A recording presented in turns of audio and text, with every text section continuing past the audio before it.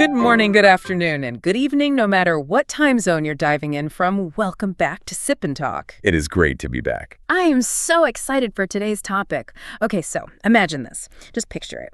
There's this extreme sports coach. Okay. And he tells his players, all right, team, I'm going to make you train 20 hours a day. Also, there's no salary. In fact, I'm cutting your dinner money in half. This is already sounding like a great deal for the players. Right. And he says, it's all because the team next door, they're trying to assassinate us. So to win, you have to love me, you have to obey me, and trust me, all this pain is for your future championship ring.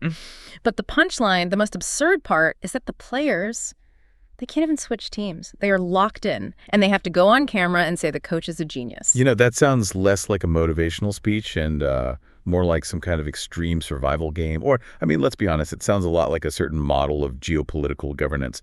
Exactly. That's the core of it.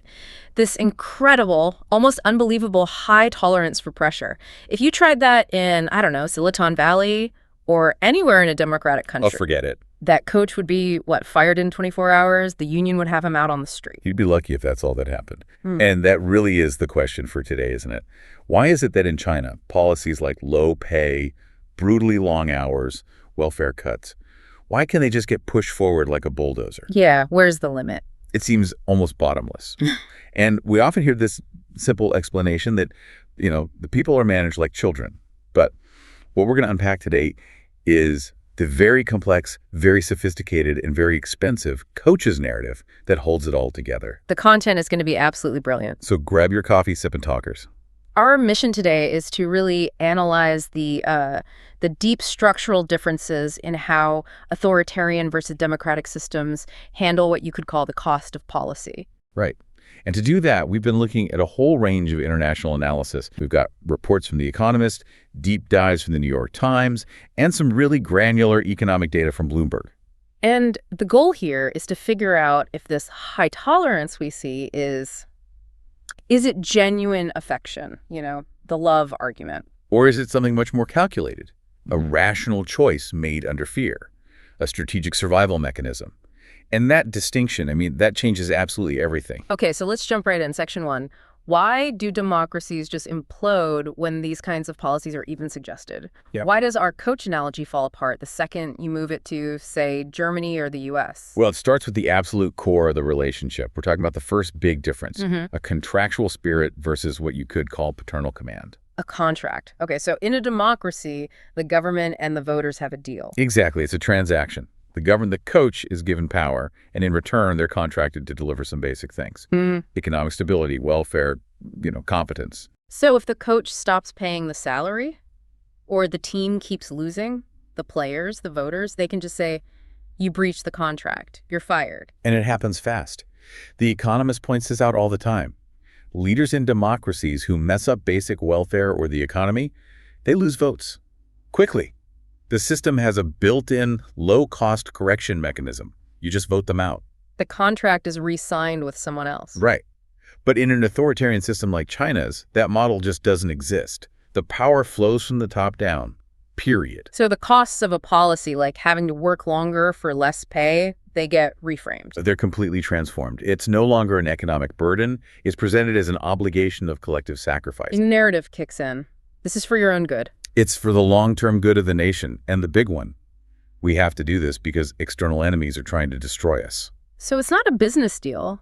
It becomes the story of a family enduring hardship together, and you can't sue your parents because the family is struggling. You're just obligated to sacrifice along with them. Which brings us to the second core difference, which is the actual cost of correcting a mistake. In a democracy, we have safety valves. Many of them. Elections, a free press, courts, parliamentary questions. If the coach is bad, you have a dozen peaceful ways to get rid of them. The cost is, time and ink. But in the other model, replacing the coach is not just hard, it's seen as a threat to the entire system's survival. The cost is astronomically high. We saw what happened when public tolerance really did hit its limit, like during the end of zero COVID in 2022. Right. The state's response wasn't negotiation. It was overwhelming force, backed by these enormous stability maintenance budgets, the Waiwan-Feian. And we really need to understand the scale of this because it's not just a police budget. Not even close. For years, authoritative reports have shown that China's internal security budget has often been equal to or even larger than the national defense budget. Wait, say that again? The money they spend controlling their own population is as much or more than the money they spend on their entire military for external defense. That's right. Just think about that for a second. We're talking about hundreds of billions of dollars. And that money funds the entire apparatus of control. So, surveillance tech. Surveillance tech, the salaries for millions of local enforcers, the big whites we saw during the lockdowns, the entire digital censorship machine, the Great Firewall. It proves that compliance isn't just voluntary love for the system. It is a highly managed, incredibly expensive operation. It's the ultimate tell. You don't need to spend $250 billion a year to manage a happy, consenting population. You absolutely do not. And that brings up the third difference. Yeah. Information. Specifically, the information cocoon. This is how the coach convinces everyone that the other team is, in fact, trying to assassinate them. Right, because if a leader in the West tried to justify cutting pensions by saying, Russia is plotting to destroy us, the media would immediately demand proof. 1,000 investigations would launch. Whistleblowers would leak documents. The claim would be fact-checked into oblivion within hours. But in China, there's an information monopoly. A total monopoly. Yeah. The public's information diet is heavily curated. And the message you hear over and over from every direction is one of constant external danger. The West is trying to contain us. They're trying to hold us down. And this information asymmetry, it's brilliant in a way because it reinforces dependency. If you genuinely believe the world outside is chaotic and hostile, then clinging to a strong, powerful coach, even a brutal one, starts to feel like a rational choice. So that brings us to the big question, is this tolerance real belief or is it just strategic surrender? That is the core dilemma, and analysts are pretty split. You have two main camps. The first is the more traditional, you could say positive view, the love argument. Okay, and this is the idea of performance legitimacy. Exactly. The basic deal is this.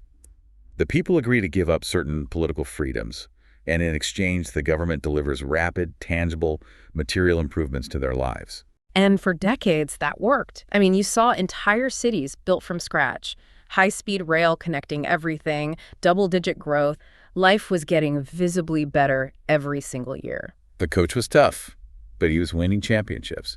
And as long as that was happening, people tolerated the 20-hour training days. There's a cultural element to this too, right? This idea of the ruler as a parent official. Yes, the Confucian legacy. The leader is supposed to provide both benevolence, which is the economic growth, and authority, which is the strict policies. And the people grant their tolerance in exchange for that stability and prosperity. Okay, so that's the love argument. What's the other side? The fear argument. This is the more critical structural view, and it argues that what we're seeing is not tolerance at all. It's the result of people being completely unable to afford the cost of resistance. This sounds like that psychological concept, learned helplessness. It's a perfect real-world example. If every time you try to push back, you lose your job, your social credit score tanks, your kids can't get into a good school, eventually you learn that resistance is futile and incredibly costly. So showing tolerance or, cheering for the government online, it becomes the only rational survival strategy. It's the only path to protect yourself and your family. And the mechanism that enforces this is what some analysts are calling the digital leviathan. Okay, that sounds dramatic. What does that actually mean in practice? It's the whole integrated system of control. It's not just cameras. It's AI-powered surveillance, facial recognition, your social credit score, your digital payment history, all linked together and monitored. So it's designed to be preemptive, to stop dissent before it even starts. That's the key. If the system flags you for, say, trying to organize a protest with your neighbors over a local issue, your social credit score could be downgraded instantly. And what does that mean? It could mean you can't buy a train ticket, you can't get a loan, you're effectively a second-class citizen. The threat of being digitally banished is an incredibly powerful tool for ensuring compliance. But even with all that, people are pushing back. It's not like there's zero conflict. Not at all. And that's the paradox. If everyone was truly passive and happy, you wouldn't need that massive stability maintenance budget we talked about. So where are we seeing the friction? Well, let's look at the data from 2025. Labor rights is a big one. We've seen reports of multiple strikes from construction workers, gig economy drivers, especially in the big manufacturing hubs. And these aren't political protests for democracy? No, they're much more basic. It's people saying, you owe me my salary. The contract was, I work, you pay me. Honor the contract. And you mentioned a huge spike in rural protests, something like 70%? A 70% increase in 2025 compared to the year before. That is a flashing red light. Yeah. And it's almost all driven by the property and debt crises. So this is local governments seizing land to pay their debts, or people whose life savings vanished into one of those rotten tail apartment buildings that never got finished. Exactly. For a rural family, that's everything. It's their only asset. So when that's taken, the desperation boils over. And what about the younger generation? They're not exactly protesting in the streets. No, their resistance is much more silent. It's what they call lying flat, tang ping. Which is basically checking out of the rat race. It's a conscious rejection of the whole high-pressure system, refusing to work the 9926 schedule, refusing to buy into consumerism, delaying marriage, not having kids. It's a kind of social strike. It is. It's withdrawing their consent and their labor from the economic engine. It's a very powerful, quiet form of protest. So it really comes back to that paradox. If the people are just children who need managing, why spend a fortune on a digital leviathan to keep them in line? The only logical conclusion is that the tolerance is a strategic surrender. People are staying on the field because the cost of leaving is, for now, higher than the pain of staying. Okay, so let's put some real meat on these bones. We've got 5 major policies from recent years that are they're unthinkable in a democracy. They show this collision between paternal authority and the individual. These cases perfectly illustrate how policy costs are pushed downward onto the people. Let's start with the big one. Case 1, the 3 years of zero COVID lockdowns. I mean, just an unprecedented social experiment. We're talking about entire mega cities of tens of millions of people completely sealed shut for months. The health codes on your phone that dictated whether you could leave your own apartment building. The physical barricades, the stories from the Shanghai lockdown in 2022, people having their doors welded shut. It had a massive impact on everything from mental health to the global supply chain. And the justification was always collective safety. How did they enforce that for so long? Through the grassroots. The local neighborhood committees and the big white enforcers were given almost total power over people's daily lives. Food, medicine, everything. Your individual liberty was basically zero. The contrast is just staggering. In the West, people were protesting violently over temporary mask mandates or short regional lockdowns. Can you imagine trying to explain to someone in Texas that their apartment door was going to be welded shut for 2 months? It's not in the vocabulary of what's politically possible. Okay, case 2, and this one is causing huge anxiety right now. Delayed retirement. This is the state trying to deal with a massive demographic cliff and a looming pension crisis. So the policy is to gradually push back the retirement age for everyone. On the surface, okay, a lot of countries are doing that, but the context here is everything. It is, because this policy collides with a uniquely Chinese phenomenon, the 35-year-old employment curse. Right. The widespread discrimination against any worker over 75, especially in tech. You're seen as too old, too expensive. So you're being pushed out of the workforce in your mid-30s, but now the government is telling you that you have to wait an extra 5, maybe 10 years before you can get your pension. That creates this huge, terrifying gap where you could be unemployed and have no income. And if you look at France, where they tried a much less severe pension reform, you had months of nationwide strikes that brought the country to a standstill. In China, you had a lot of online anger and then silence after the censors moved in. Case 3 really hits home for the elderly, the medical insurance reform of 2023. This one was critical because it sparked actual physical protests. The white hair movement. What happened? The government basically moved a large chunk of money from people's personal medical savings accounts into a larger central pool. So for retirees in places like Wuhan and Dalian, that meant the money they used to pay for daily medications just shrank overnight. Their out-of-pocket costs shot way up. And the widespread belief was that this was a backdoor way to pay for the massive debts incurred during 3 years of zero COVID testing. So the state was basically transferring the cost of its policy onto the elderly. That's how it was perceived. And this is where you saw a real crack in the tolerance. People will sacrifice for the nation, but when you mess with their survival money, the cash they need for medicine, that's a different story. Okay, case 4 is about state power over private enterprise. The double reduction education purge in 2021. This was a thunderclap.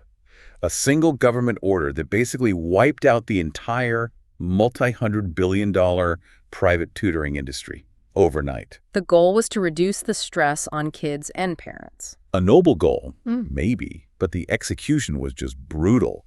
Millions of people lost their jobs instantly. Billions in investment capital vanished. It was a stark reminder that private property rights exist entirely at the pleasure of the state. And it didn't even really work. Parents just shifted to a more expensive underground tutoring market. But imagine that in the U.S., the government just decides tutoring is bad for society and signs an order banning it. The number of lawsuits would be astronomical. It would be tied up in courts for a generation. And finally, case 5, which is maybe the most volatile, the rotten tail mortgage boycotts. This is where the middle-class dream became a nightmare for millions. You have families who poured their life savings into a down payment for an apartment they've been paying the mortgage for years. And the apartment is never finished.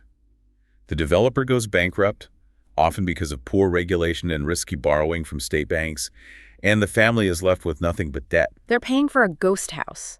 And their reaction was the collective mortgage strike. People just stopped paying. It wasn't a political movement.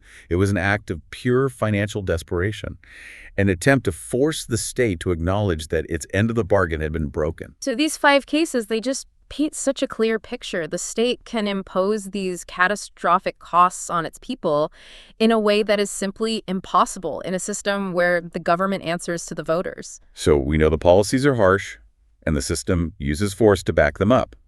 But force alone is inefficient. It's expensive. Right, that huge stability budget. So the system relies just as much on what you could call narrative construction. This is the art of justifying the pain. So how do they sell it? Let's break down the pillars of this persuasion. Pillar 1, total national security. This is the master narrative. It turns any internal problem into an external threat. So you're struggling to find a job, or your pay was cut. It's not because of a bad economic policy. It's because the United States, Japan, the West, they're actively working to suppress China's rise. It's a constant drumbeat in state media. Rightless. Slogans like, foreign powers are determined to subjugate us, and they tap into this very deep historical nerve of national humiliation to create this sense of unity. If you don't have the nation, how can you have a family? The effect is that it deflects all blame outwards. If you complain about your working conditions, you're not just complaining. You're handing a knife to foreigners. You're being unpatriotic. It makes any kind of rational internal debate about policy almost impossible. It's a very powerful tool. Okay, pillar 2, paternal responsibility. The idea that we're doing this for your own good. This is where the government positions itself as the wise, far-seeing parent. Take the delayed retirement policy. The official line isn't, we're running out of money. It's, this is an active and responsible response to an aging society to ensure everyone gets a pension later. It's the parent telling the child, no candy now, so you don't get cavities later. The short-term pain is justified by the promise of long-term health. And this narrative always relies on an army of experts brought out by the state to explain the scientific necessity of the policy. The subtle message is, this is too complex for you to understand, so just trust us. We know what's best. And pillar 3 is the flip side of that. Systemic superiority, or what I call the democratic chaos argument. This is where they weaponize the 24-hour news cycle from the West. State media is constantly broadcasting images of protests in France, political gridlock in Washington, inflation, social division. The message is pretty clear. Look how chaotic and dysfunctional their system is. Exactly. Western democracy is a hypocritical mess. So the argument becomes, yes, our policies are tough, but look what we give you in return. Stability. It's a trade-off. You can have our kind of hardship with order, or you can have their kind of freedom with chaos. And for a society that has experienced immense trauma from historical chaos, stability is an incredibly powerful selling point. So how well is this cocktail of narratives actually working now, in late 2025? Well, it works because it's built on 2 very strong foundations: fear and information asymmetry. The fear is constantly reinforced. You see official warnings about foreign spies everywhere. It makes people feel like they need protection from a strong central government. And the information asymmetry is key. When all counter-arguments are scrubbed from the internet, all you see is what looks like unanimous public support for a policy. That creates so much pressure to conform. You start to think, am I the only one who's unhappy? Maybe I'm the one who's wrong. It's a powerful form of psychological conditioning that helps maintain that high tolerance ceiling. Okay, let's bring this back to the coach and the players. We've talked a lot about the theoretical championship ring, but we need to talk about the dinner. The dinner is everything. It's the economy. The high tolerance of the last 40 years was built on one simple promise. The dinner was always getting bigger. You put up with the tough coach, and in return, you got a better job, a nicer apartment, a rising standard of living. But the reality in late 2025 is the dinner is visibly shrinking, and the coach is still shouting from the sidelines that a feast is on its way. Let's look at that gap. The official story is still pretty positive. GDP growth is, what, around 5%? Right. The narrative is stable, positive, high-quality development. But independent analysts, like at the Rhodium Group, they're telling a very different story. They're estimating actual growth is probably closer to 2.5 or 3%. And this isn't just a temporary dip. This is a deep structural slowdown. Driven by the property crisis. The property crisis, massive local government debt, and really weak consumer spending.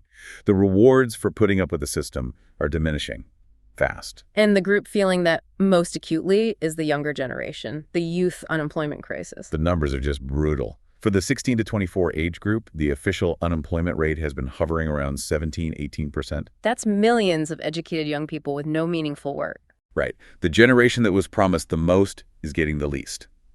And their response is lying flat or trying to get one of those super competitive but stable government jobs, the Iron Rice Bowl.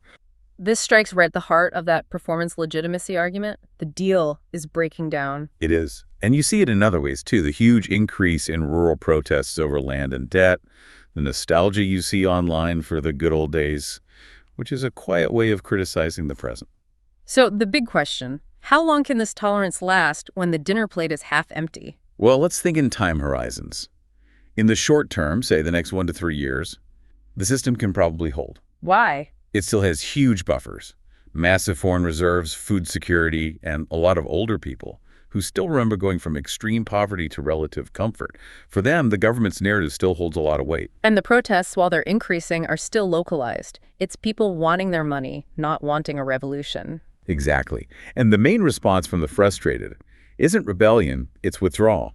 It's lying flat, or for those who can, it's emigration, trying to run from the system. But what about the medium to long term?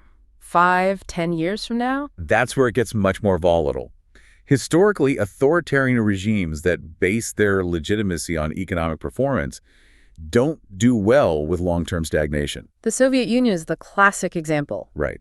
If growth stays below 4%, and youth unemployment stays in the double digits for years on end, that social contract really starts to crumble. And the critical point is when the pain moves up the ladder, right? When it's not just migrant workers, but the urban middle class. That is the absolute threshold. When the middle class starts to feel serious mortgage stress, anxiety about their kids' education, fear that their retirement savings are at risk, that's when the tolerance ceiling gets dangerously low. Especially because the younger generations, the post-90s kids, they have no memory of the bad old days. All they've known is growth, and now it's gone. They just see the bill arriving. The old narratives just don't work as well on them.